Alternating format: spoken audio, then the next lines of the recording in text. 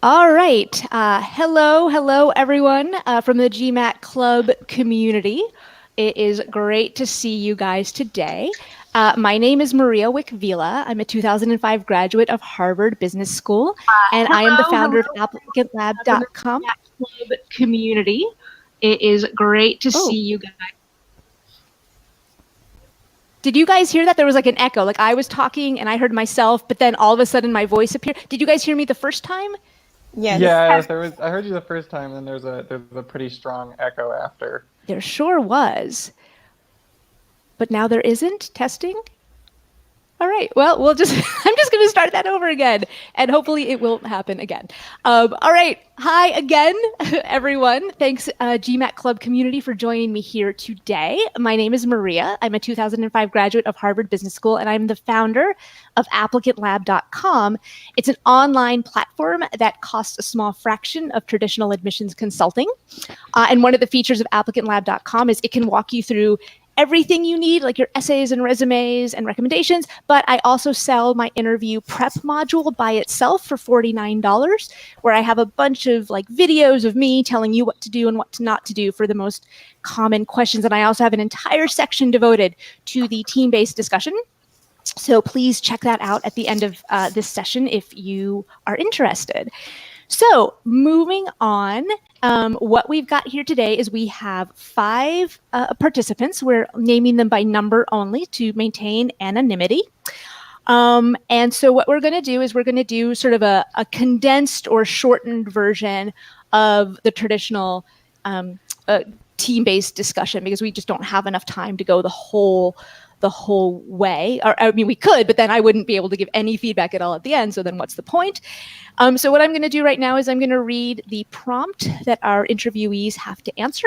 And then after that, I'm going to give everyone about 1 minute to introduce themselves and their idea. We're going to go in order 1 through 1, 2, 3, 4, 1, 2, 3, 5, 6.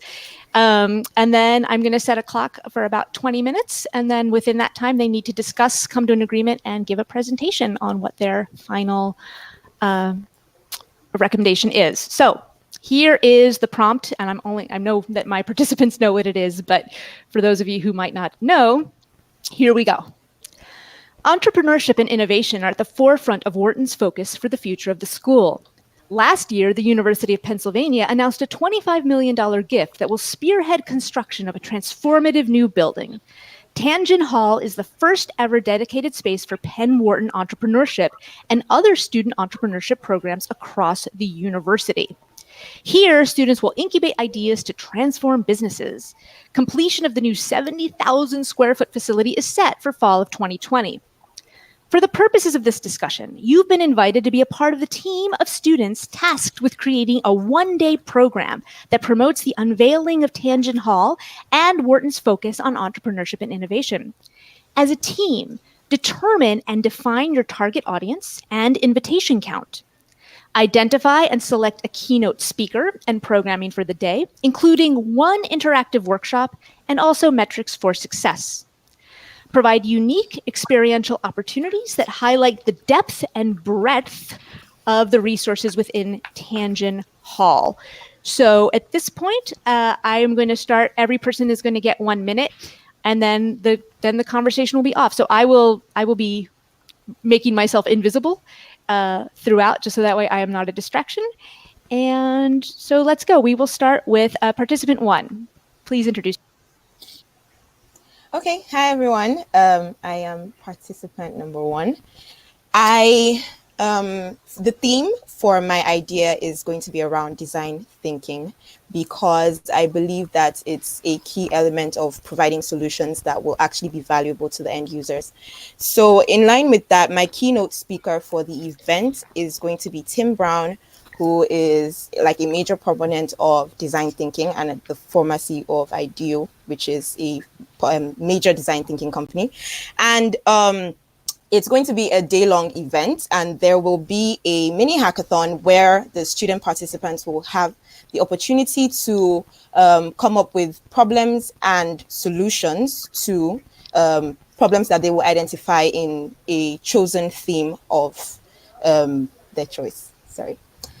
So that's it for me. Great. I'm participant number 2. Is to invite 100 entrepreneurship and innovation-focused students to come experience firsthand the variety of resources Tangent Hall has to offer. The program will start off with opening remarks from our keynote speaker, Vice Dean of Entrepreneurship and Innovation, Carl Orrick, to share his vision for Tangent Hall to become an integral part of student life. Then students will have opportunities to try different activities within the building, including a cooking class in a test kitchen, a 3D printing DIY in a maker lab, or even a virtual reality experience in a VR cave. Lastly, to measure success and student engagement, I hope to track both event attendance and sign-up rate for each activities offered. Thank you. Great.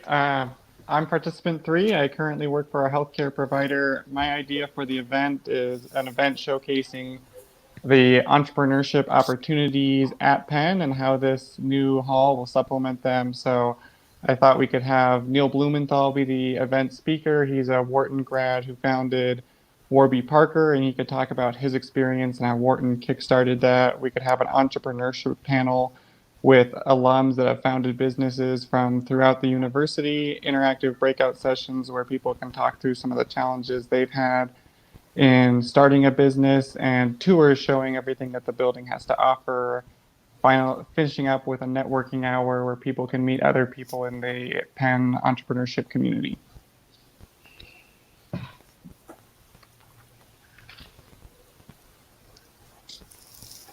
Participant 5, sorry, you'd be next. There is no participant 4. That person did not show up. Oh, okay. Okay. Hi, I'm participant 5. I'm an architect and a green building consultant for healthcare architecture at the moment. My suggestion is to have a key speaker like Josh Linkner. I would like someone who personifies innovation, entrepreneurship, and has been disrupting markets for some time. Someone who is motivating as well as has experience in investing in other businesses. Further, I would suggest to hold a competition similar to participant 1.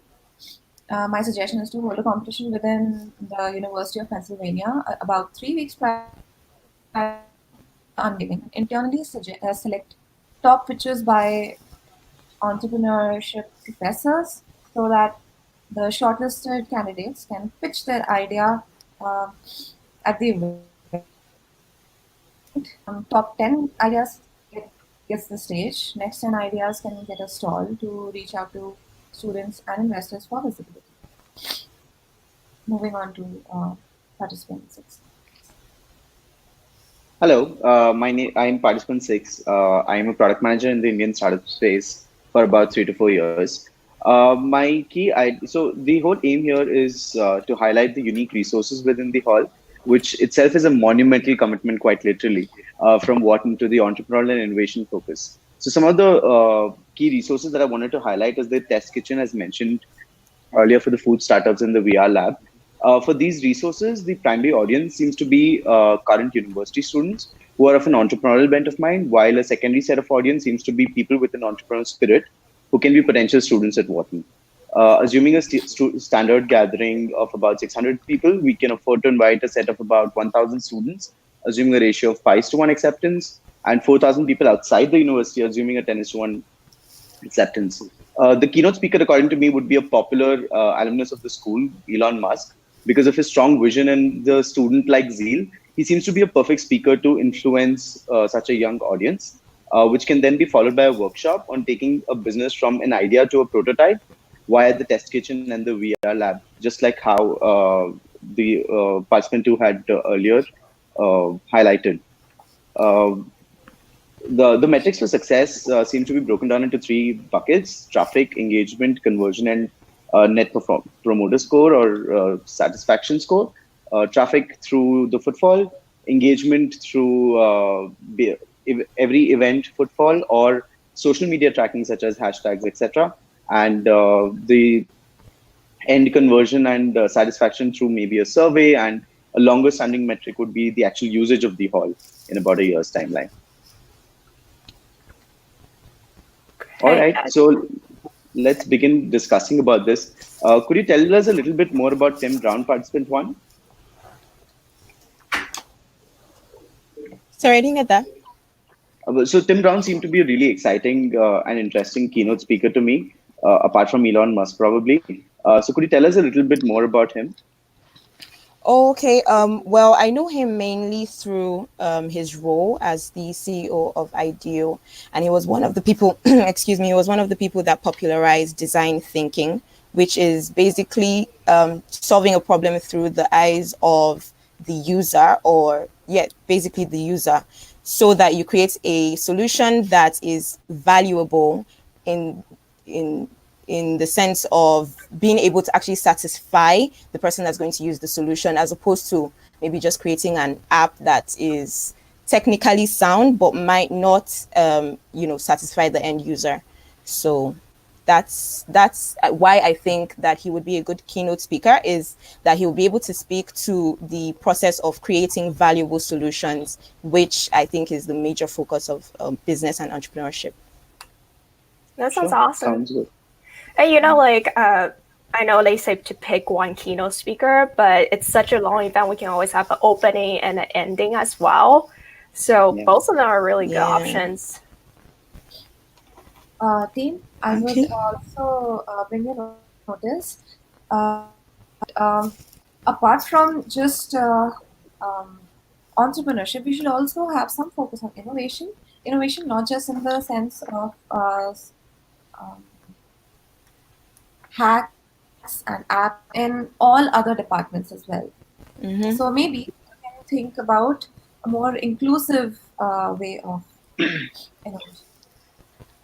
Yes, so with the hackathon idea, where I was going with that is that the students, participants would get to choose a theme that interests them. So it could be healthcare, it could be, social services, and then they would identify problems within those themes and then come up with solutions, which might not necessarily be technological solutions. They could actually just be, process improvements, just any solution that could solve a problem within that space. So in that sense, it's not necessarily just restricted to tech solutions.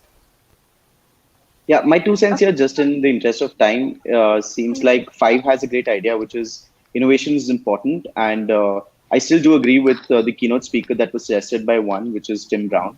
Seems like a very, very good fit to the overall Yeah. feel of the event. Having said that, two also has a brilliant idea, which is you could have more than one speaker, but the keynote has to be one particular person. So probably Tim Brown would have a lot of interesting stuff to talk about. Probably not Elon Musk, Carl Orrick, Josh Lincoln, etc. Moving on to the attendance count, what do you guys think where we are at? I think, this space is really big, but I don't want to have a lot of people because it can kind of get a little chaotic. So I'm thinking about like 150, 200, and then maybe, 75% people show up, actually. Yeah, I Sure. guess I think the challenge to me is the balance between, I think a smaller event is probably more impactful for the people that can attend, but it also would be meaningful to the more people we can include in the community, the more people that see Tangent Hall and get excited about it and realize it as a resource that they can take advantage of. So I would probably lean towards including a few more and having a larger list, just thinking of how many people we could fit and getting more people at Penn excited about this opportunity, but open to what the rest of the group thinks and anyone else's ideas on this as well. Yeah, I actually agree with three here. Building on the psyche of where Wharton comes up in terms of building the Tangent Hall, it seems like they want to show a great commitment towards entrepreneurship, which seems like the big focus area for the next few years. So probably they'd want to do something a little grander. Although I do agree that moderation is key here. An event like 5,000, 6,000 people would have very low impact. So probably a number in between these might make sense. Okay. What do I And you? one of the agree. things we could still have that, sorry, go Um, ahead. Yeah. So the suggestion, if we can have, like you said, that maybe they would be planning something great. So if we can also have a stall for a VR display, then virtual actually have more participants. So we can actually divide the number of participants between virtual participants and physical invites to give. What does everybody think about that idea? Yeah, I think that's a really good idea, participant Yeah. 5, and that Yeah. way we can include really anyone that's in the Penn community or even just interested and really showcase this, but also have a, you know, we have the constraints of the size of the hall and also just wanting to create a personal event. So I think that's a really good idea. I One also other want piece, to. Oh, go I ahead. was just going to say one other piece I was going to bring up to try and get that more personalized feel participant 2 was bringing up. We could have some breakouts where it's focused on what someone's really interested in. So they use the test kitchen if that's a focus, and that's a smaller group. And have those breakouts that provide more of the personalized feel, and then the main event or the keynote piece where it's the larger group. I was gonna say that participant 1 and 5 have really good ideas of the competition side, so we can technically break out into 2 groups of students who want to see and try the classes and experience, and the students who are ready to come with ideas for the competition as well. So it breaks out. That sounds like a really good idea. We should go ahead with that. Okay, so just summarizing, I think some of the things that we discussed, keynote seems to be Tim Brown, unanimous. Let's do a quick vote check. Tim Brown, does that sound good? Yeah, I think that's agree. a good idea. Yeah, and I loved the idea that participant 5 had, which I think was again unanimous, which is apart from a real presence, we should also have a virtual experience. So maybe that would make sense here. I think the group is also tending towards the fact that workshops should be a little bit towards the test kitchens and VR labs, which are sort of unique resources that are available within Tangent Hall. Does anyone have any other viewpoint around this? Any other differing opinions about the workshop? I think the workshop ideas sound really good, and it will make excuse me. Okay, and it would make like the sessions a lot more interactive because people would actually get the opportunity to experience the resources that are in Tangent Hall. So I think that's a really good one. Yeah. That's a really good, great idea. Although we still need to fixate on one specific number for invites to give out physically. Sorry, that's one I missed. Yeah. So, the area of is actually mentioned in the prompt. So I'm assuming a 4-story building, and I'm just assuming one particular floor to be dedicated completely to an auditorium. And since that is where the keynote speech will be made, I'm assuming. So 70,000 divided by 4, and if you subtract the service spaces, it can house somewhere close to 300 to 400 seats. So unless we plan to have some standing seats or people or different programs somewhere in Tangent Hall during that time, so we can have that one number.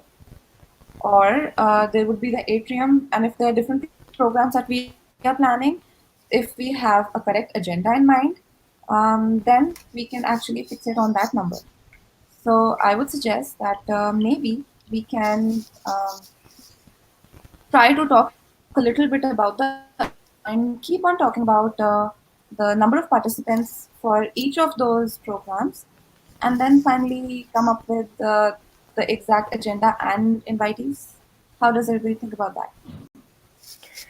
Yeah, but just sorry, time check. It's 8:20 right now, so we don't have a lot of time. But I do think we nailed down the keynote speaker. We have the workshop. Does everyone agree on the competition side of things, like to run alongside of a workshop? Or do you think that's like too much?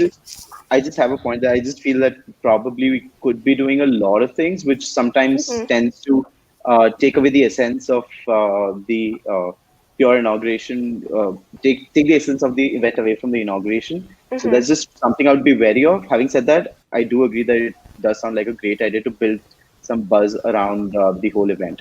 So probably we should do it, but with a little bit of moderation there.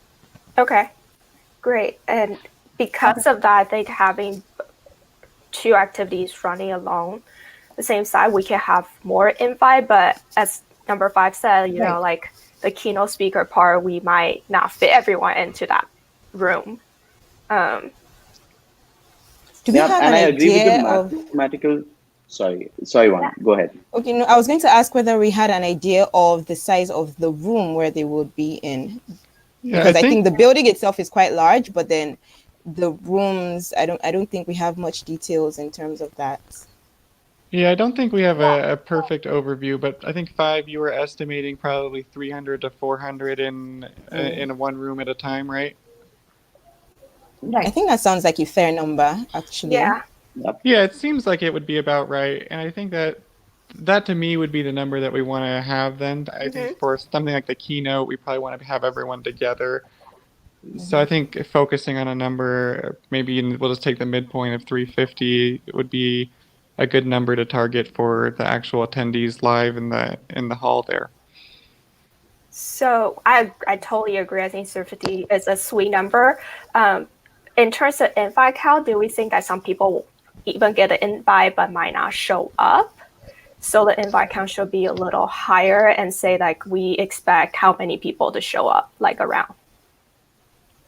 Yeah, definitely. I think we need to have a buffer. It also depends on the kind of people that we're inviting. Two of the suggestions that I had earlier were, one was the students of the university, and other were people who are of an entrepreneurial spirit but have might want to join the university at any point of time. Do you guys agree with the general target audience, or do you have any other ideas around the target audience there? That sounds good. Yeah, maybe also just a few alums. So yeah, go ahead. I think previously it was mentioned that for the target audience, we were hoping for the University of Pennsylvania. Although we can actually include some high-ranking students from high school, from the same area, and have more exposure, or students from like participants it's just mentioned, who are trying to gain more visibility in their startups. Sure. And building on top of that, and the point that I had, I think going back to Tu's question, should we build a buffer? I think definitely yes, given the target audience that we're covering. And just from my past experience of user data, I would say a good 30% buffer makes sense. So probably 500 looks like a very round, neat number of invites. That's a number I had in mind. Okay, so I'll freeze on 500 invites. I'll second that, because the number of invitees does not exactly represent the number of people present there.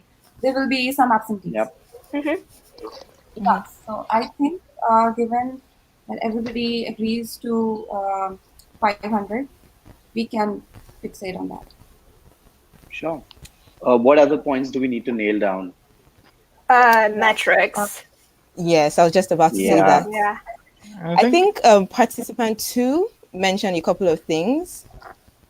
Yeah, I mentioned sign up rate for RSVP and different events, but I like participant 6, breaking it down into traffic, the engagement before the event on social media to how many actually come to the event. And I think the net promoter score would be more of a after how the event go. So yeah, I like sorry, that. That's just a bad habit from product management that I bring in. I try to break it down every single time. It's great. I like organization, so that's really good. Superb. All right. So do we agree that we would like to break it down into traffic, post-event engagement, and pre-event engagement with a side filter of maybe social? What else? The other suggestions I had were a satisfaction survey, which now listening to you guys does not really make a lot of sense. So probably we should drop that.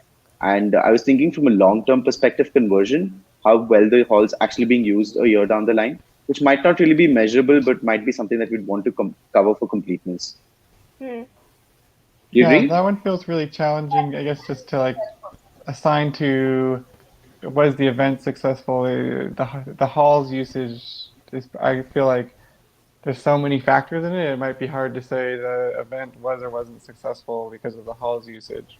But I did really like the ideas of the traffic and engagement right before and after the event, because that feels like it would be really clearly all this engagement on social media and on our website and people attending the event is probably directly due to how it was promoted and the events and how engaging those were to people. Guys, Maria just popping in All right. here. We've got about 5 minutes left, so we could either stick with the original timeline, but this conversation is going pretty well. So do you want me to add another, like an extra 10 minutes from here on? Or what do you guys want to Probably do? stick to the same timeline because that's how we would have, if everyone agrees to that. So the same timeline of the original, Have the same so the time. 35 minutes total. Okay, so then at that point, we've got 5 plus 10, so I will add now, we'll do 15 minutes from here on out. Sure. All right, thank you. Okay. Okay, So so we guys, probably so have just- about 10 minutes before we want to do our little presentation piece. Just a quick time check. Okay, so you just said traffic engagement, social engagement, and I agree with you. It's not very testable to do conversion. How are we guys feeling on the competition bit? Are we still doing the competition? In that case, then that has its own set of metrics that we could also cover. I think it's a great idea. I think, like once you have the open ceremony, it can definitely get broken out, given like, oh, you have 2 hours or 3 hours to build out your ideas and then come back. We'll have a panel of judges to go through the pitches. But what do you guys think? Actually, going with that concept, the competition will help with our opening participation as well as post the event. There will be some sort of engagement from the investors as well as the participants, and people will be using Tandon Hall the way it is meant to be. So there will be some traction for the use of the building as well. So I think we should go with the competition as one of the activities. Perfect. And just in the interest what of is time, it? what would the competition be about? Is it an idea to prototype sort of a competition where we ask people to come in and use the resources to actually build out prototypes? Is that the one that we're going with? Okay. Originally, I had a different idea in mind, but I think we should go with that one because that sounds more interesting. What was the original idea, though? Just curious. Just people with any startup ideas pitching in front of investors like Shark Tank. Okay. And participant one probably. also had ideas on competition. So what was your idea? Yeah, so my idea was that they would they would develop solutions to problems that they would identify, and the hope was that they would either be able to use the resources at Tangent Hall in the process of creating the solution or in the solution itself. So, yeah. So I think participant 6 has the right idea there. Yeah, I think that would work. All right. Should we go with that then? Unanimous, yes? Yeah. Yeah? Okay. Any ideas for metrics for the competition? Sorry, the participant 3 dropped off. Yes, I think so. Okay. It says I'm backstage and the host needs to add me. That's his message on private chat. Okay. Okay. Backstage. Great. Okay. Okay, he's back. Okay, I think he's back. Okay, can you guys hear me? Yes. Yes. Okay, sorry about that. I think my internet just cut out for a second or something. Yeah, so we talked about having a competition alongside the workshops, but now we're going to metrics for the competition. Okay, great. All right, Okay, so so summarizing, sorry, go ahead. Yeah, so I was going to say about the metrics. I think one of them should be the use of Tangent Hall resources. So I think that should factor in, just encourage them to actually use the resources. In the prompt, actually, it was mentioned that we should provide unique experiential opportunities and breadth of resources within Tangent Hall. So we can hold one competition, or maybe have one of the themes of the competition to showcase the resources at Tangent Hall. So like participants have said, that we can probably have some sort of a solution developed in one of their labs or utilize their resources and make something great, then I think we should go with that. What does everybody else think? Yeah, I think we agree.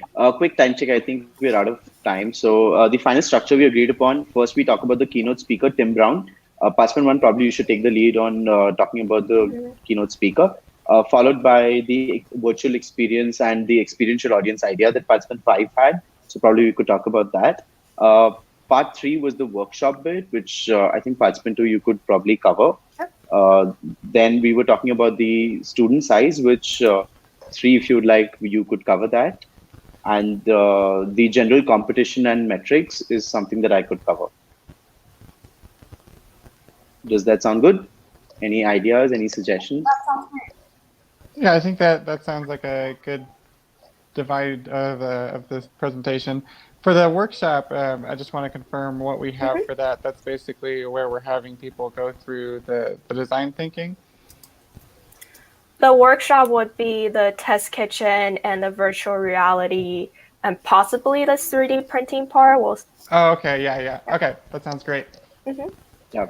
Sri, are you comfortable with the taking the part on the students and invites, and why we decided on 500 invites and 350 students plus potential students?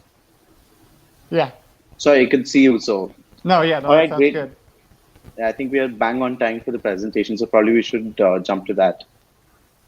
Do you say we should start with the invite first? It just seems like this is how many people we're going to have, and then we'll go through keynote activities. And Yeah, sorry, metrics. I did not really think of the order of what we should present first. I agree, we should first talk about the invite count. That makes more sense. Okay, so number 3 will start, and then participant 1 can talk about this keynote for Team Brown.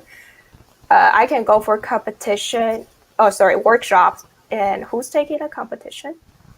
Competition and virtual experience. Do you want to take that, participant 5? Yeah, I can talk about the competition. And then participant 6, you'll take all the metrics. Yeah. All right, let's jump into it then. Okay. Should I just lead in, since I'm starting off with the invite count, should I lead in just with a brief overview of what our event is and what we're hoping it to accomplish? Yeah, that would be great. Okay, so I think basically what I would say is something along the lines like we're trying to highlight the opportunities for entrepreneurship at the University of Pennsylvania, and in particular the new opportunities through Tangent Hall. Does that sound right to everyone? Yes, it does. Sure. Okay, are we ready to give our presentation or any other pieces? Participant 6, after the metrics, do you want to have like a closing statement to tie a bow around it? Sure. Any ideas around the closing statement? We literally have a minute. Any ideas on the closing statement, guys? It can just be a rephrase or re-emphasis of number 1's or the first All person. right, sure. the I try purpose to of just wing the it there. event. Yeah, cool. Let's do that. Okay, are we ready? Yep, let's go for that.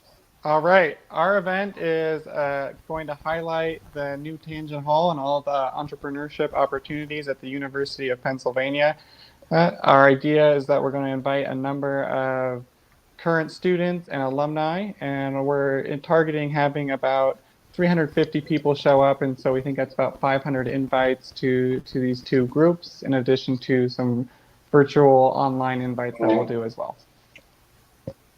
Okay, so our keynote speaker is going to be Tim Brown. He is the former CEO of IDEO and one of the major proponents of design thinking, which is basically encouraging the use of a customer or end user centered approach to problem solving and solution creating.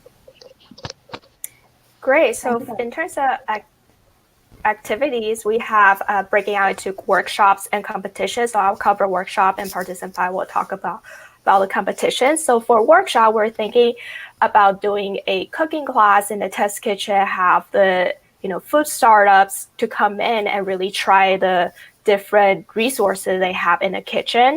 And then we'll also have a virtual reality experience for anyone who's interested in the VR cave. So participant 5 can talk about competition. Yeah, thank you, participant 2. To speak more about the competition that we'll be holding, since we need to highlight the resources, we hold a competition where all the students and future entrepreneurs will showcase an idea or some innovative development developed right there at the resources from Tangent Hall itself. Thank you. Do you also want to touch upon the virtual experience? So just apart from the 500 invites that participant 3 talked about, we also plan to broadcast this event on social so that we have a virtual experience available for people to join in, true to the spirit of innovation that Wharton is trying to showcase. The metrics for success that that we plan to measure are broken down into traffic, engagement, both pre and post, and the net social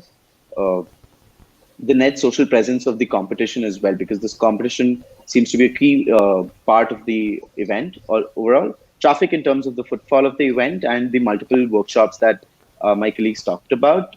The pre-event engagement in terms of hashtag recording on the social networks, engagement through the same thing, plus the each individual footfall everywhere. The social presence of the competition would also be through the same elements. So overall, this is the plan that we have to sort of stampede the world with this new tangent hall that Wharton brings as its commitment to fostering innovation and entrepreneurship at its school. Thank you. I would actually like to add one point. That was a great presentation. I think experience that we have thought about, every student or future entrepreneur will go home with a takeaway lesson. So I think we've done a great job here. Keep it up. All right. All right. Okay, everyone. So I want to start off just by going around, participants in order and just sort of asking you how did that feel, or was there anything First of all, I just want to say you all did great. There are a lot of ways in which a team-based discussion can easily fly off the rails. But overall, I think everyone was polite and encouraging of the others. So overall, I think this was great. But just really quick, I'd love to hear participant 1 and then 2 and the others. Like, how did you think how did you feel about this? It felt good, I think. I really liked hearing different ideas from different people, because you think about a problem probably in a certain way. You do your research and you might think, oh, this makes a lot of sense, but then you hear someone say something from another perspective and it just makes so much sense. So I think I really liked the way everyone just contributed different bits, and then we were able to put together something good. So it was a good experience. Yes. Similar to participant 1, I really like how we pull everyone's idea together. So our final presentation is a mixture of everyone's idea. In terms of what we could have done better, I think having that structure from the very beginning, I think we kind of went off and talked about the keynote speaker first, and then came back on say, okay, we need time structure and go through the points. So I think having that at the very beginning would have been helpful. Yeah, Does I would anyone agree. else? Oh, yeah. Okay. I thought it went really well. People worked well together, and it seemed like everyone contributed fairly equal amounts, which is great. I think probably the one thing was similar to what participant 2 said about the timeline or structure. That's where I got a little nervous, just making sure we'd get everything in, and it actually came together pretty well, and we had all the pieces and got it in by the timeline. But that was the piece I was most nervous about as we were going through. It's like, I don't know if we're going to get to this. It seems like we're spending a lot of time here, so probably just addressing that from the beginning would have given us a better structure. But overall, I thought it went well. I agree with participant two's feedback that we were all doing very good with time. Also, I think this team-based discussion went really well because everybody's idea, some part of everybody's idea was patient. So that's a really good collaborative piece. Yeah, I completely agree with what all my colleagues said. This was just like another true Wharton class that could have been, where everyone pitched in and sort of built the case up from where it was to something that is completely different from where it went. Clearly, here the collective of everyone's efforts together was larger than one. So that was awesome to see. All right, great. Well, I agree overall. I think overall you were all really cooperating well. I do think that the discussion itself really ended up getting derailed in terms of how many people are we inviting, and only 2.6 invites per every person who shows up. You know, that's sort of like, it was good things to bring, but it was just, I think in terms of the proportion of the time that was spent on it, it was a lot. And you're supposed to like come up with an entire day's activities. And so it really felt like I was sort of looking at the watch and being like, okay, guys, let's just say it's 500 people and just get out of there.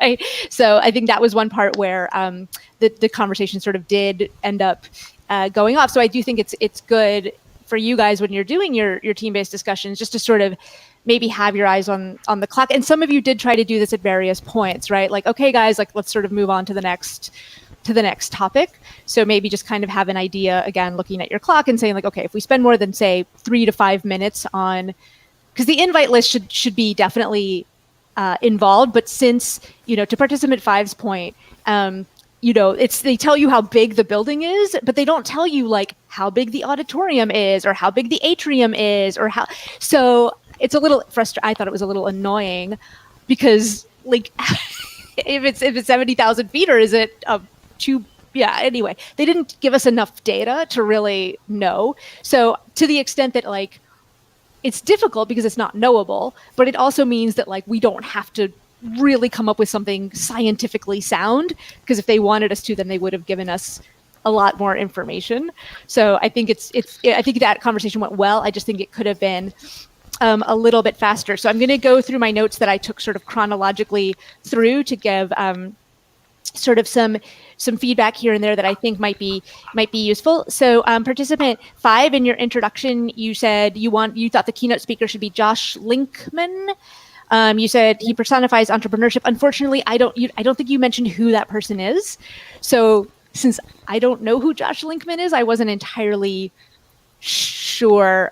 You were saying he personifies entrepreneurship, but I wasn't sure. And also participant 5, one thing I would tell you is sometimes you have more verbal confidence in your ideas, right? Because you said at the beginning, you said, oh, we could have a pitch competition, and I guess we would select the top 10, I guess.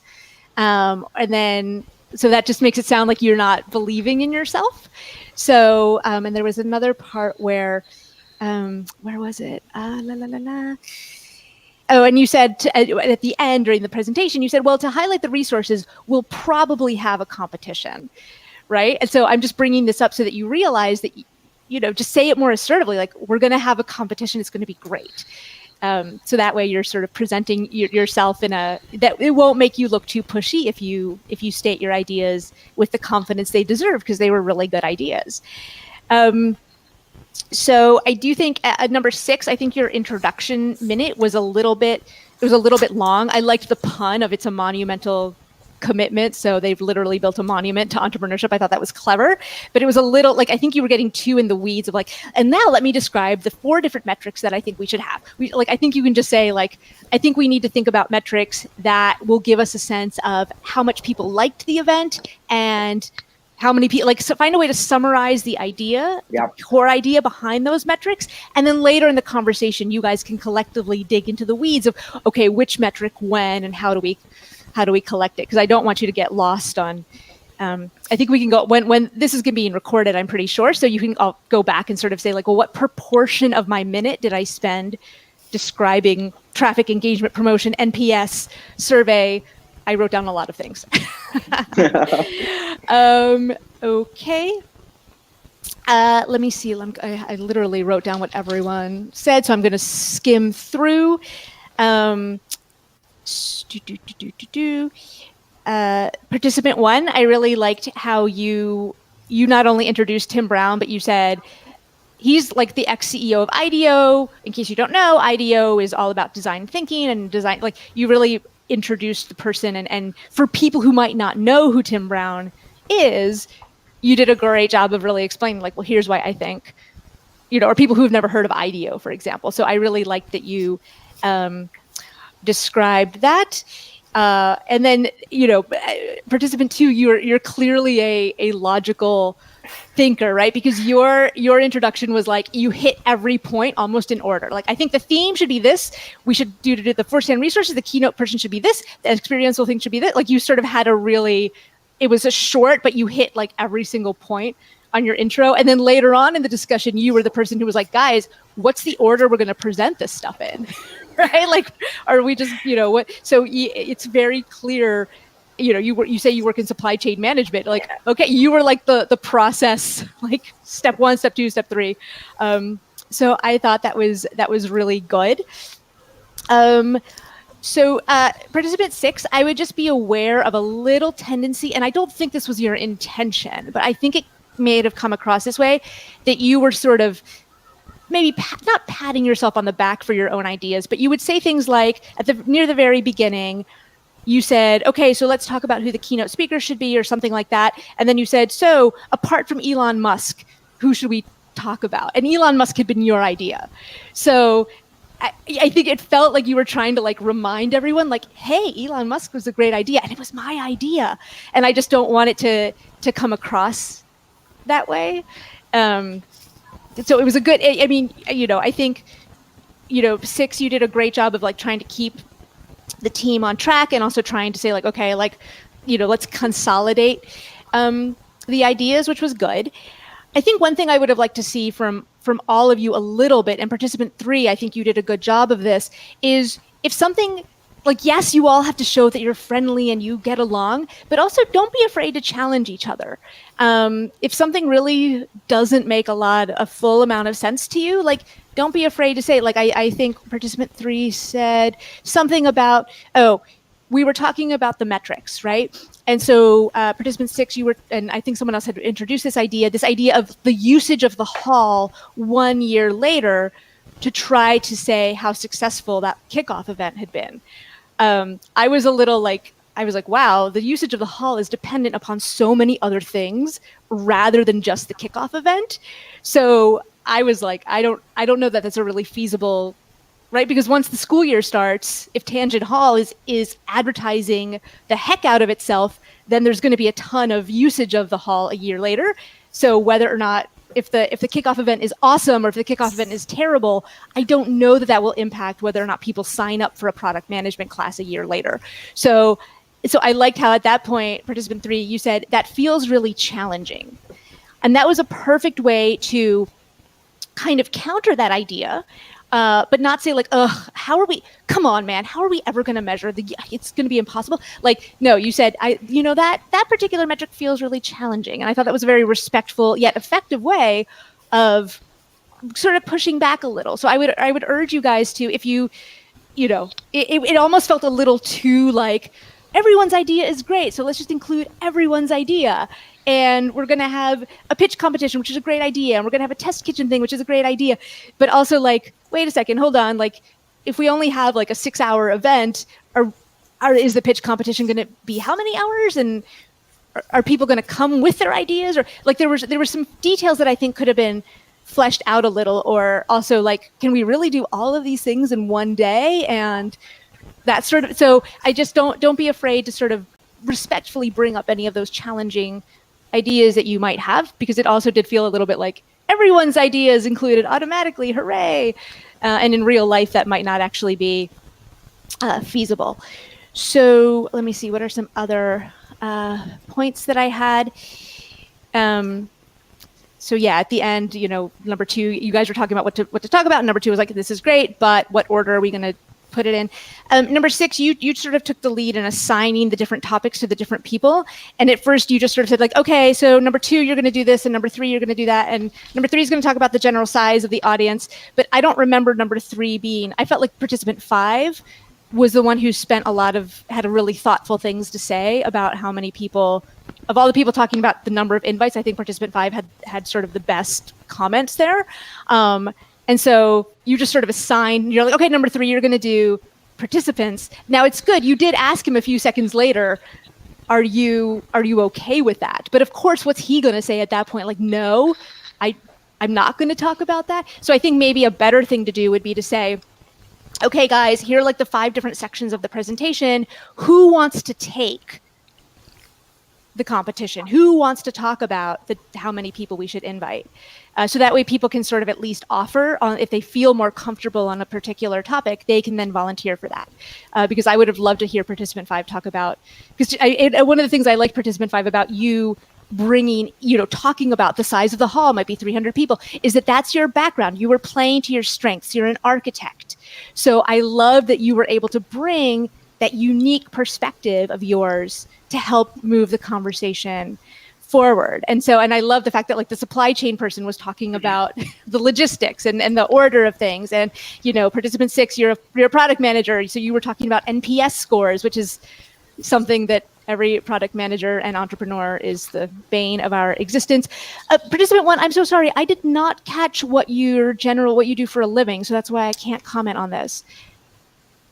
What did you, Yes. What's your background? I did not say that actually. Okay, so if you don't want to share it, that's fine. But just so you don't feel left out. Oh, okay. Okay, I can say it now. If you want. Oh, okay. Well, I'm actually a finance consultant. Okay.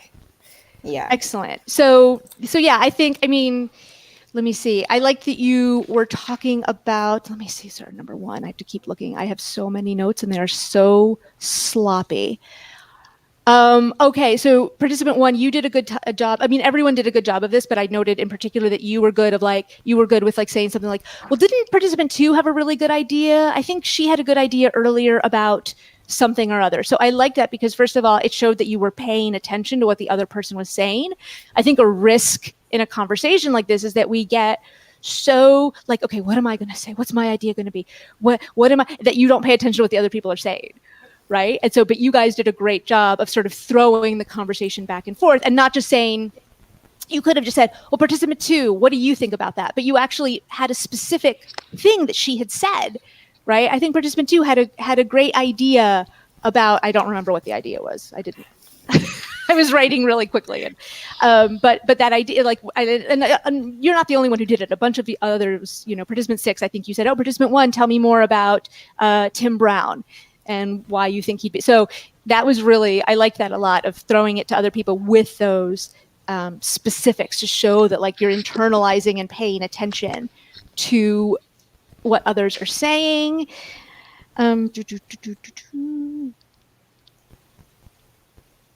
Yeah. So overall, I think you guys did really well. I'm trying to see if I had any other like big notes. I think overall everyone did a good job. There was no one who was like, it's my idea, like it's Elon Musk or it's nothing, you clowns. Like no one was like that. And also everyone spoke, and there wasn't also someone who was just like, I'm not going to say anything because I'm just sort of nervous. So I liked, there was good participation all around. And I think those were my high level notes. Oh, I had one more feedback. I felt that the competition concept was not sufficiently fleshed out. It was sort of like, is the competition something that happens? Are people going to enter the competition before they arrive, or they're going to show up the day of? And then are they just pitching ideas that they already have for like a random idea? Or was it they're pitching ideas that are related to the cooking kitchen and the VR and something specific to the resources of Tangent Hall? Like lots of like little ideas were sort of thrown around for what the competition would be. And I felt that at the end, I wasn't entirely clear on, there was going to be a competition, but I wasn't sure what exactly it was going to have. So just make sure during your interview, if there is something that you think is a little vague, I think it's okay to say like, okay, just so we're all on the same page, the competition, it's going to be the day of. Are we going to assign people to random groups? Are people going to become groups with their friends?